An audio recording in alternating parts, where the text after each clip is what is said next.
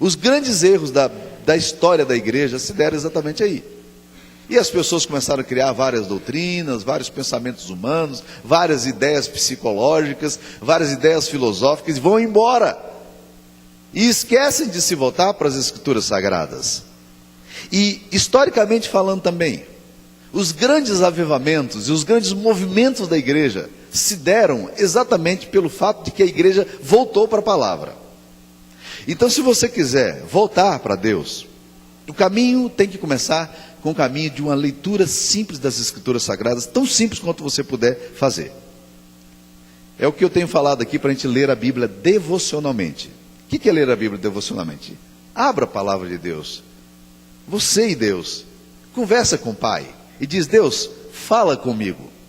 Quando você começa a ler a Bíblia devocionalmente, você começa a ler a Bíblia de forma simples.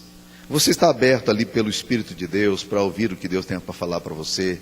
A Bíblia diz que bem-aventurado é o homem que anda no conselho da palavra de Deus, que medita nessa lei dia e de noite. Você começa a ser transformado, alguns conceitos que estão no seu coração começam a ser mudados. Nós, cristãos, nós não temos uma teologia a partir de nós mesmos.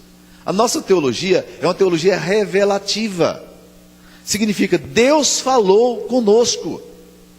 Quando nós dizemos assim, a Bíblia é palavra de Deus, nós não estamos fazendo apenas uma questão retórica, não. Nós estamos dizendo, Deus falou. Portanto, se a Bíblia é palavra de Deus, Deus quis falar algo. E se Deus falou algo, como nós queremos que falou, então fazemos bem em obedecer a palavra de Deus. Jesus diz para as pessoas que estavam próximas dele: vocês me chamam Senhor e Mestre, e fazeis bem. No entanto, vocês não guardam aquilo que eu estou ensinando para vocês. Se nós quisermos qualquer avivamento no nosso coração, na nossa família, na nossa história, nós temos que voltar para a palavra de Deus em obediência e começar a deixar que a palavra de Deus nos transforme. O problema é que nós sofisticamos demais nossa fé, nós complicamos demais, nós fazemos como Naamã no domingo passado, quando nós estudávamos, que disse: não, isso aqui é simples demais, eu não vou fazer. Pense na graça de Deus como processo de salvação. Quantas vezes eu encontro pessoas tendo enorme dificuldade com o Evangelho e elas acham que a graça de Deus expressa lá na cruz é pouco demais. Então eu preciso colocar alguma coisa mais no Evangelho. Eu preciso acrescentar algo ao Evangelho. E assim é que brotaram todas as heresias da história. Era a Bíblia e mais alguma coisa. Heresia é basicamente Bíblia mais alguma coisa. Porque o Evangelho, ele é Evangelho se ele for apenas Evangelho. Se você colocar qualquer coisa junto com o Evangelho deixa de ser Evangelho. Porque como Tim Keller define, o Evangelho é como um vácuo. Olha aqui nesse lugar onde está a minha mão. Se eu perguntar para você, o que tem aqui nesse lugar onde está a minha mão? Você vai dizer, sua mão, obviamente. Mas se eu tiro a minha mão aqui, o que tem nesse lugar aqui? Vácuo. Se eu coloco essa tampinha aqui, não tem mais vácuo. Se eu coloco o guardanapo aqui, não tem mais vácuo. Se eu coloco essa folha aqui, não tem mais vácuo. Tem alguma coisa aqui.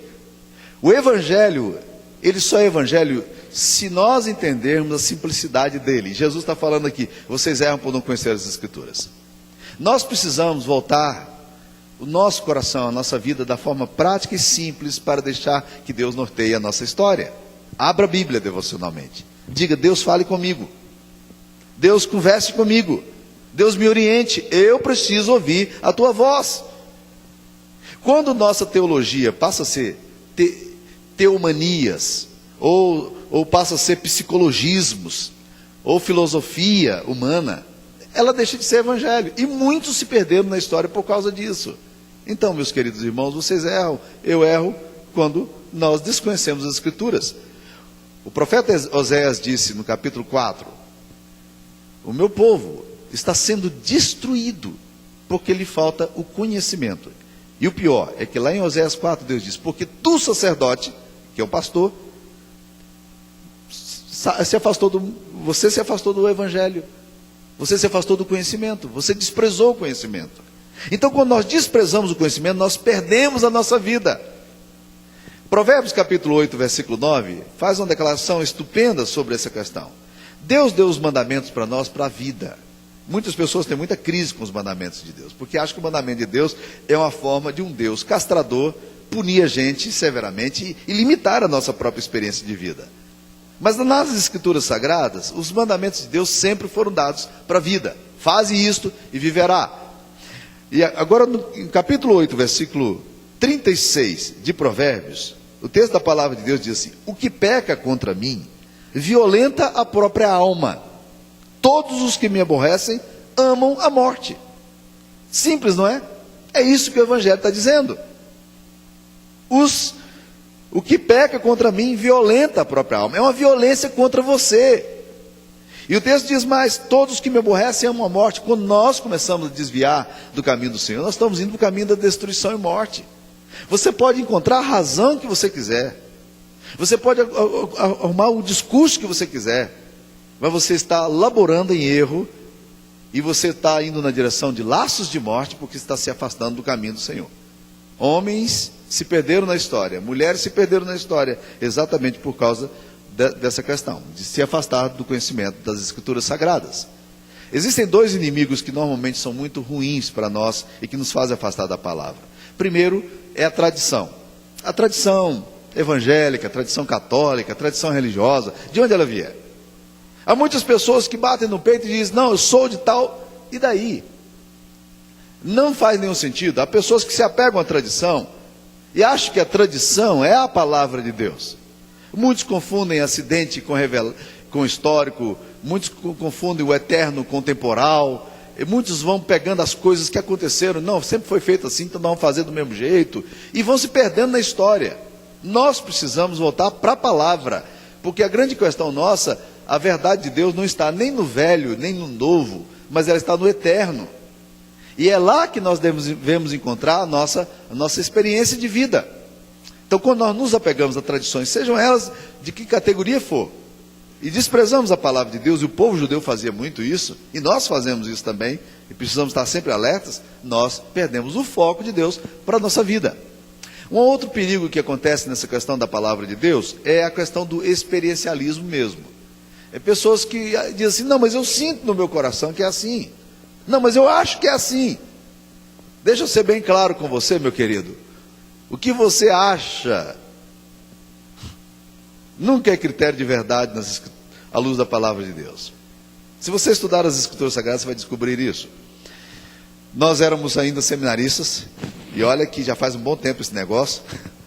Toda vez que eu lembro de quanto tempo já faz que eu estou fazendo todo o ministério, o ano que vem eu vou fazer 30 anos de ministério. Eu me assustei quando me lembrei desse negócio, né? É tempo para chuchu.